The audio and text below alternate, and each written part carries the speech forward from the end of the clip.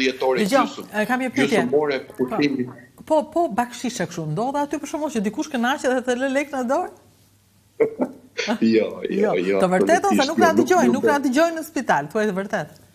Jo, është e vërtet, nuk mundet, është e ndaluar, shiko, kur un kam jo vetëm në këto, un kam punuar edhe në spitale private, nuk është i pari spital që un punoj, po në çdo spital që un kam punuar, kur merr kontratën e punës, kur ti firmos për të bërë punëtori aty institucioni, në kontratë thuhet shprehimisht që ti nuk lejohet që të marrësh diçka nga pacienti, edhe nëse pacienti e ka, domethënë e ka si ta them fjalën, e ka si në të nevojshme, do të jetë mirënjohës. Të thoj faleminderit, të jetë mirënjohës.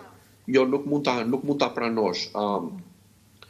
Gjëja që mund të pranosh do të vesh ti thuash menaxherit që shiko se pacienti në X dhomë më ofroi diçka, unë nuk e pranova, duhet vesh ta njoftosh. E refuzova, edhe ai shkon pastaj atje dhe i thotë që shiko se ne në bazë të protokolleve që ne kemi, në bazë të rregullores nuk lejohet, por ti në shenjë respekti, jo vetëm për atë, po për shembull nëse dëshiron, mund të porosisësh ose të bësh një order thjesht për kafe, edhe spitali ka kafeteria dhe vetë e porosit atje dhe ata vinë e sjellin për shembull për sa veta janë puna atë ditë, e sjellin kafe për gjithë ose donuts që i thonë. Po në Shqipëri, në Fier për shembull, si ishte?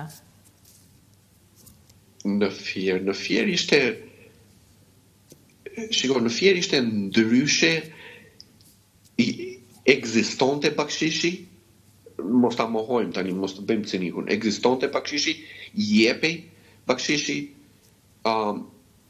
në disa raste ishte imponuar nga disa, në disa raste ishte i jepej në mënyrë falenderuese.